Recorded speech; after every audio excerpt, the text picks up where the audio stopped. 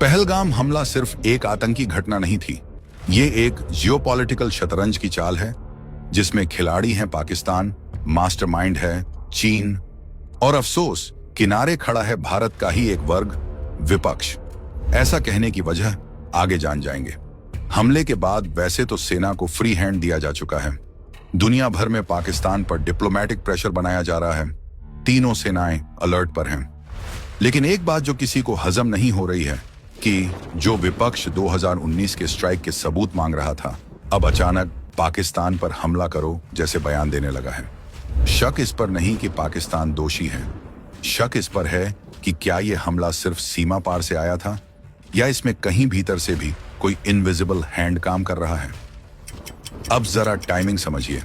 मोदी सरकार ग्लोबल मंचों पर लगातार मजबूत हो रही है, पाकिस्तान आर्थिक रूप से दिवालिया है, चीन की BRI लड़खड़ा रही है, CPEC ठप पड़ा है, इंडो पैसिफिक में भारत एक मजबूत खिलाड़ी बन चुका है, अमेरिका ने चीन पर 245% टैरिफ लगाकर उसकी मैन्युफैक्चरिंग को झटका दिया है और अब कंपनियां भारत की ओर रुख कर रही हैं। यानी भारत बन रहा है अगली मैन्युफैक्चरिंग सुपर पावर। और यही बात चीन और पाकिस्तान को सबसे ज्यादा खटक रही है और शायद विपक्ष को भी।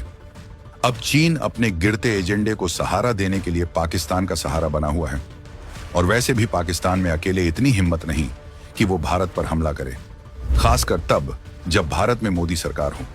मकसद साफ है, भारत को युद्ध में उलझाना, क्योंकि युद्ध का मतलब है अस्थिरता, अस्थिरता का मतलब है निवेश रुकना। जो रोड, पोर्ट्स, एयरपोर्ट्स, यूनिवर्सिटीज, अस्पताल बन रहे हैं उन पर ब्रेक लगाना और अंत में विपक्ष को चुनावी मौके देना ताकि वो कह सके मोदी जी ने किया ही क्या। युद्ध में उलझते ही भारत का फोकस LAC से हटेगा और यहीं से चीन अपने खेल में आगे बढ़ेगा।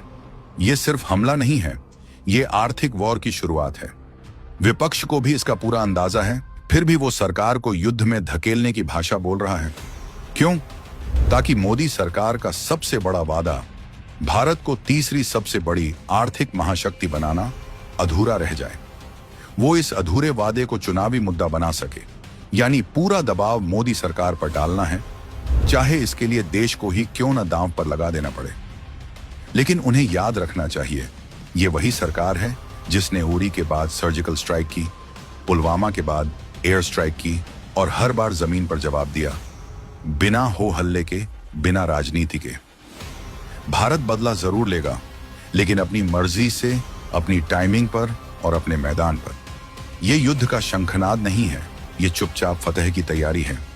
इस बार